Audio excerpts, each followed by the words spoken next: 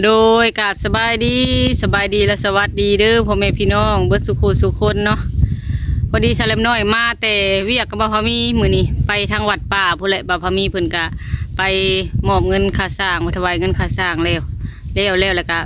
ถวายผ้าขาวให้แม่ขาวอยู่วัดแหละพี่น้องแล้วก็พากันออกมาทางเตาถ่านพี่แหละพี่น้องมาหาน้องๆอยู่พี่แหละชุมนุมกันอยู่พี่มื้อนี้พอดีได้เมนูมุกหน่อไม้พี่น้องว่าพอมีเพิ่นมุกหน่อไม้ใส่หมูไปห่อมุกหน่อไม้เช้านี้ช่วยกันแล้วเลยก็หนึ่งแล้วเราออกมาพี่เพราะว่าใครก็มีเวียกอยู่พี่น้องแล้วเธอออกมาถ่ายคลิปถ่ายยังทั้งนี้ก็มากินข้าวอยู่พี่เลยพอดีได้มุกหน่อไม้ใส่หมูแล้วก็ต้มใส่หมูมื้อนี้พี่น้องเฮ็ดมาแต่เฮือนบ่าวพอมีพุ่นแหละก็เอิ้นกันมากินข้าวปะนางข้าวสาวสานี่แหละใกล้กันนี่แหละพี่น้องหากินนำกันแล้วก็แบ่งให้เอาไว้กินน้ำเน่พี่น้องคือข้าวซาค่ะแบ่งไว้กินน้ำเน่กินน้ำกันในนี่เน่แหละข้าวปะนางนี่แหละอยู่ใกล้กันนี่แหละพี่น้องแถวตูบนี่แหละพี่น้องไปเป็นจังใดก็ไปเบิ่งไปส้มน้ำกันพี่น้องกินข้าวเที่ยงพี่น้องเลยโดยพี่น้องกำลังสิพากันกินข้าวพี่น้องน้องไผ่กับน้องทรายนะเพิ่นอิ่มมาแต่เฮือนแหละมื้อนี้เพิ่นออกมาเพิ่นกินมากี่นี่สบายดีไข่แหน่ระบบปะนางไข่นะไข่น้อยหนึ่งหากระลูกได้ปะนางพี่น้องเลยมือนี้สบายดีเลยมาได้กินข้าวน้ำกันเด้อได้ต้มใส่แล้วก็มุกหน่อไม้พี่น้องต้มใส่แล้วก็มุกหน่อไม้ซีมึงเลยได้มุกหน่อไม้นะแซ่บนี่มุกหน่อไม้นี่มุกน้ำไม้เรากินนะสองมุกกับพ่อดีแหละในนี่นะอิ่มเลยอันนี้เอามาให้คุ้มเตาถ่านเนี่ยแบ่งกันผู้ใดสิเอาก็เอาได้ดีแล้วคูละสองมุกเฮาก็สิมาเอาอยู่พุ่นอันนี้นะแบ่งกันคูละมุกสองมุกไปกินข้าวกับพี่น้องบัดนี้พ้นก็มาเมื่อกี้นี้หยิบหยับมากินให้มันตู้วีเบิ่งก่อนกว่าเจ้ากะอะคุยดูฮะนัวคักเลยพี่น้องใส่เล็มน้อยซีมแล้วกี่นี้แซ่บเป็นน้ำปลาก่อนกระนั่งนะคมปากเป็นบ่สบายแก้มเจมักเพชรนะเด้ให้มันสว่างกินยังอยู่กันจ้ะเงินอ่ะกินลวกพักสองพักยังไม่เสาเป็นหัวบ่หนักหัวกับตาเลยคือว่ามันประโยชน์สองมือสามมือพุ่นมันใครนี่สองสามมือไปเลยอย่างว่ามันใครเถื่อนผมกินแต่ว่าไปกินข้าวน้ำกันกับพี่น้องเที่ยวอิ่มแล้วลุงนะอิ่มแล้วนั่งทาดินทานเรื่อยดีก็ได้ไปเที่ยวน้ำป้อนเพื่อนได้พี่น้องเลยป้อนกับปีนปลาแห้งเพื่อนเอาเก็บไว้กับตู้ไปใส่น้ำเป็นไอช่วงนี้ฝนตกหลายใครก็เป็นวัดเป็นไอ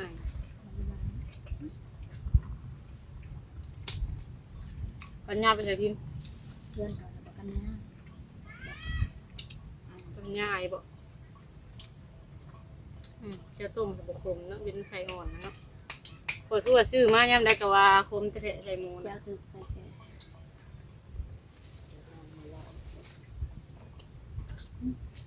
เขาเลือกบ่เป็นมาตู้วีแล้วฮะบีบเบิ่งแล้วมันสีขาวๆนี่ก็มาบ่ตอนนี้ตอนใส่หมูมาบ่ไปเขาเกินเลยไปเขาเกินเลยอามิวันผิดเนาะนะครับว่าแม่มันผิดอยากกินมันเต็มแล้วพูดแล้วบอกคันเป็นมันอื่นนี่จะสิได้ไปโรงเรียนหรือบ่นี่ก็ได้ไอโพดเราไปเอาไป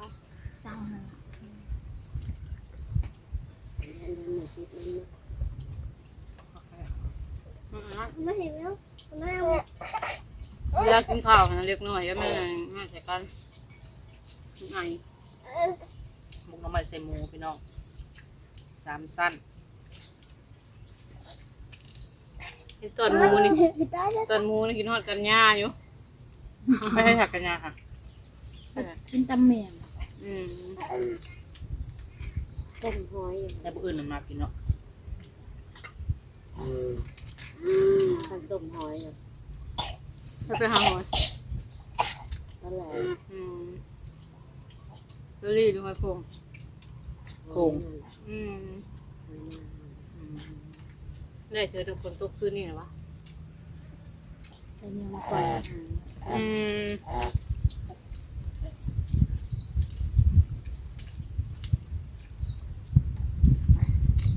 น้ำไม้ซักแตวพี่น้องนะคะ ห้าเห็ดน้ำมันส้มเราเห็ดน้ำ ไม่ มัน ได้ ส้ม ไม่ชมนะ น้ำสูตรน้ำลายเลยเป็นปีช่องปี น้ำมันซับแซว ซื้อใหม่ คือน้ำไม้ในกอเขาในเนาะแรมมีตู้ซื้อมีตู้วิ่งมีตู้ซื้อมีตู้วิ่งซื้อให้เป็นกายนี่ ว่าตอนเขามันน้ออกมาแต่ผมย่ำกินเลยเนาะ ก็นอนในฮอดเดือนเท่าไหร่นี่เดือน11นี่กะครบปีหนึ่งแล้วนี่ที่เป็น11นี่ พวกเห็นนะพวกเห็นห้างตำนี่ มันตู้ ไม่ ชื่อ ใช่ ให้ ตำชั่วก็ได้มันผสม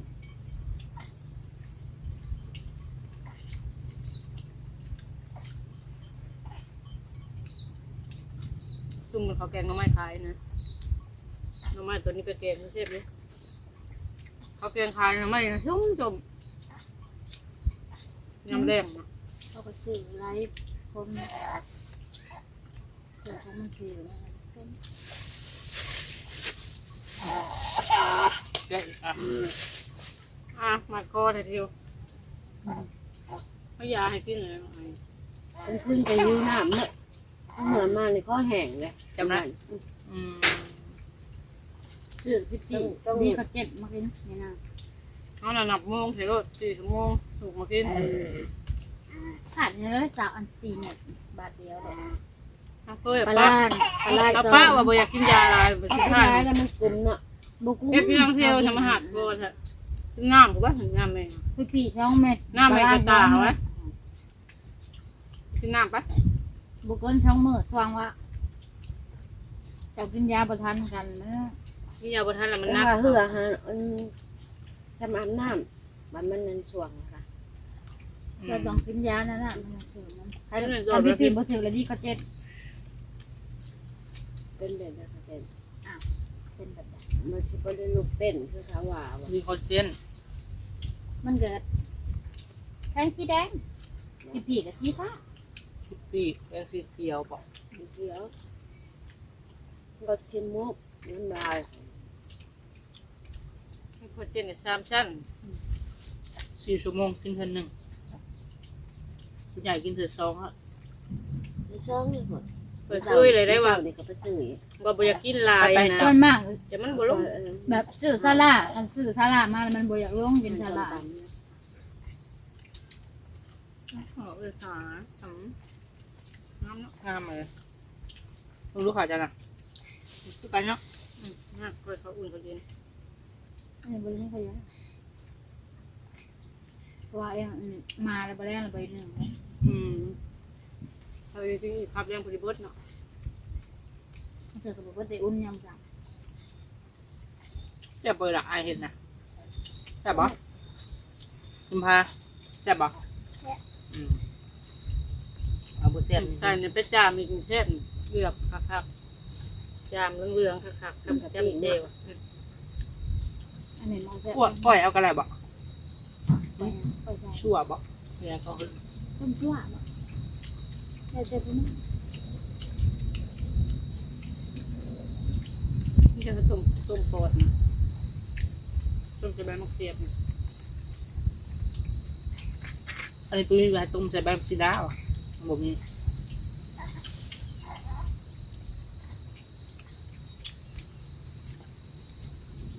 บืนอู้อยู่คนเดียว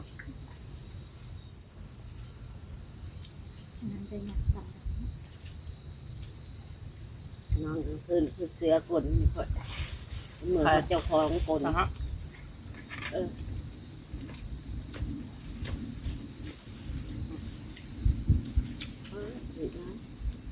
แกะเบิ่งพี่น้องกินให้ยังไงจะกินละลายจะมีแห้ง เอามือกิน เอามากิน จำมอก4,000ใช้ตลาด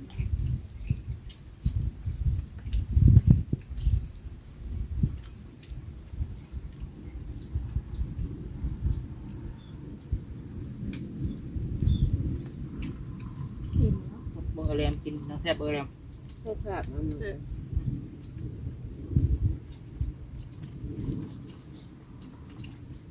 เราก็แซ่บทุกหังจะเป็นไข่แต่ว่าเบอร์แซ่บเนาะ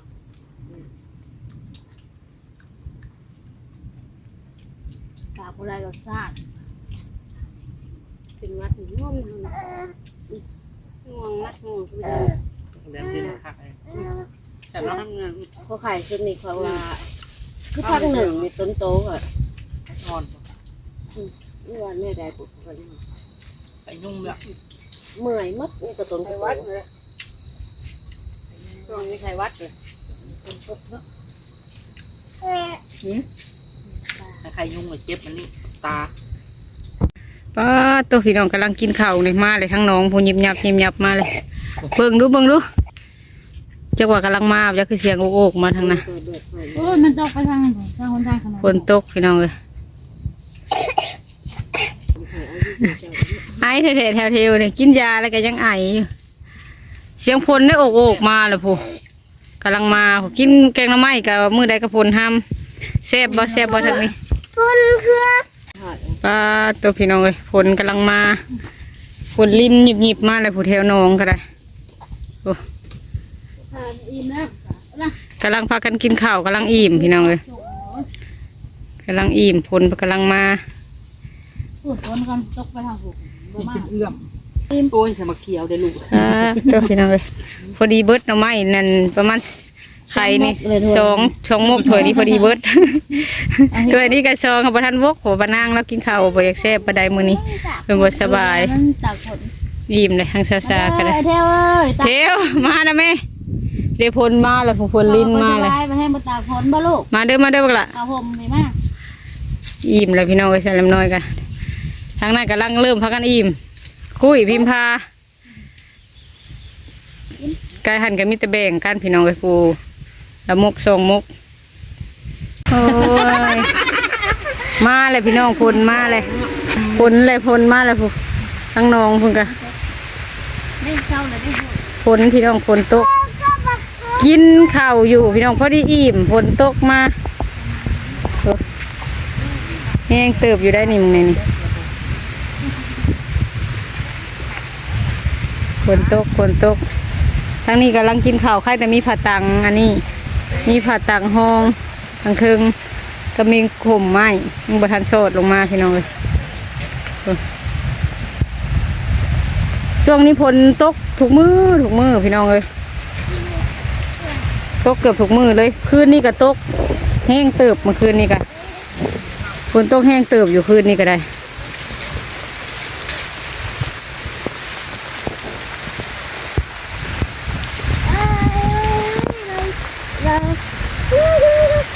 ทันทิดได้ตกเลยก็อยากเอาคู่มือโลดฝนกันบอกเก่งกับชาลตีมาเลยจะอยู่ไม้ไปไปดีบอกเก่ง ง่ายเลยได้สิพักกันง่ายเลยพักกันง่ายไปเพื่อนชาวสาบัดนี้ชอบอยู่ตรงนี้เลยเดี๋ยวแล้วฝนตกแล้วพี่น้องไปเล่นไว้เฮงเล่นไว้ง่ายมาพี่น้องคนพี่น้องเลยมึงไงนี่มาย่างกินข้าวเลยกับมามือใดก็ได้กินผ้ายังแซ่บเต๊กไงนี่กินผ้าเมาผู้เดียวบัดนี้นะ อิ่มแล้วย่างคน ยิ้มเลยได้กระนางผิงไฟ หนาวมากไม่ใช่ ง่ายบ่อนกินพี่น้องเลยอันนี้มันก็เริ่มเช้าเลยนี่ตกพอให้ตกพอมันเปื้อน มือคือเล็ก หลายเนี่ย พูดเราอยู่พูเราคนพื้นพู เพื่อที่ไอ้ยังเห็ดไอ้เนี่ยยังเห็ดมาตลอดได้แบบนี้ฮะเนาะ กินข้าวแซ่บนี่แห้งขัด คน ได้ คนเดียวเลยเฮ้ย กินผ้านี่ต้มเพิ่นตุ้ยอ ต่อยู่ มันนะขึ้นเลยต่อมันนะเพราะมีอิ่มเลยเบิดชงมุกเลย